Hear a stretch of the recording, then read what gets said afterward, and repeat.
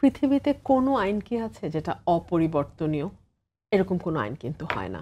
শেখ হাসিনা ৭-এর ক ৭-এর খ ঢুকিয়েছিলেন সংবিধানে এবং কিছু কিছু অনুচ্ছেদ উনি বলেছিলেন কোনোদিন পরিবর্তন করা যাবে না। সেগুলো আমরা পরিবর্তন করছি না এখন?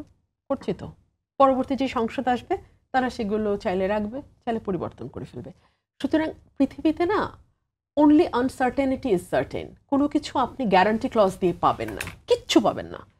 সুতরাং আপনি যদি আজকে মনে করেন যে আমরা এইভাবে বাস্তবায়ন করলে বাংলাদেশে কোনোদিন ফ্যাসিবাদের উত্থান হবে না, আমি আপনাকে একদম খাঁটি দেশি ভাষায় বলি, এর চেয়ে বড় বেকুবি আর হয় না। যদি বাংলাদেশের রাজনীতিটা ঠিক রাখতে পারি আমরা সবাই মিলে, এটা কোনো একক দলের পক্ষে সম্ভব না। যেমন আওয়ামী লীগ গত 15 বছরের রাজনীতিটাই নষ্ট করে ফেলছিল, বাংলাদেশে কোনো পলিটিক্স ছিল না। আমরা যদি রাজনীতিটা মোটা দাগে ঠিক রাখতে পারি, আমরা যদি রুলস অফ দ্য গেম ঠিক রাখতে পারি দলগুলো, এবং রুলস অফ দ্য গেম সবাই মেনে চলি, আমরা যদি নির্বাচনটা 5 বছর পর পর অন্তত 5টা 6টা নির্বাচন আমরা ঠিকভাবে করতে পারি, অটোমেটিক্যালি আপনি দেখবেন বাংলাদেশ অনেকখানি গণতন্ত্রের পথে যাত্রা শুরু করছে।